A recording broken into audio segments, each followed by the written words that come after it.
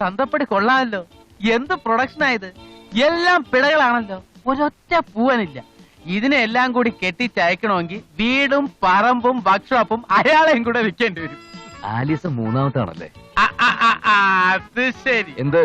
അല്ല, Alice finance കമ്പനിയിൽ work ചെയ്യുന്ന ആലീസ് മൂന്നാമത്തെ കുട്ടിയല്ലെന്ന് ചങ്ങാതി ചോദിച്ചു. അതെന്നെ ഞാനും പറഞ്ഞത്. ഒരുമാതിരി പോക്കരത്തിനും പറയരുത്. നീ ഉദ്ദേശിക്കുന്ന നേരത്തുള്ള യാതൊരു താല്പര്യം എനിക്ക് കുട്ടിയോടില്ല. ഇനി അഥവാ ഉണ്ടെങ്കിൽ മൂത്തത് രണ്ടെണ്ണത്തിന്റെയും കഴിയാതെ ഓവർടേക്ക് ചെയ്യാൻ ബുദ്ധിമുട്ടാവുമെന്നാ ഞാൻ പറഞ്ഞത്. ഓ, അത് ശരിയാണല്ലോ.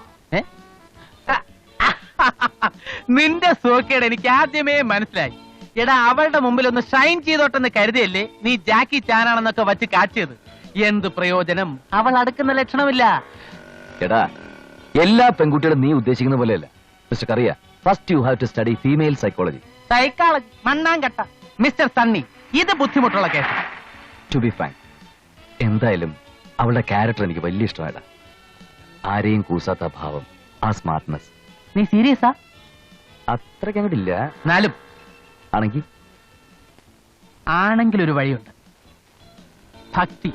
ആ തന്തപ്പടിയുടെ കഴുത്തിലെ വെന്തിക്ക് ശ്രദ്ധിച്ചു. ആ കുടുംബം മുഴുവൻ ഒരു ഭക്തി ലൈനാണെന്നാണ് എന്റെ കണക്കൂട്ട്.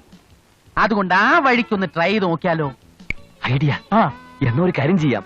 അവളെ വീഴിക്കാൻ വേണ്ടി ഇന്ന് മുതൽ ഞാൻ സൺഡേ സ്കൂളിൽ പോയി വേദപാഠം പഠിച്ചൊരു അച്ഛനാകാം. അത് കൊള്ളാം.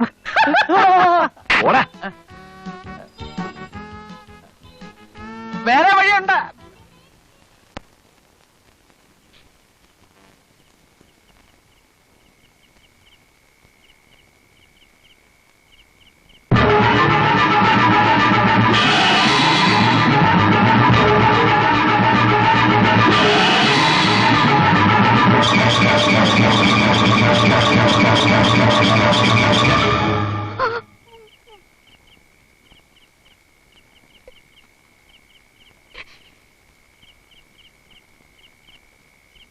ചേച്ചി,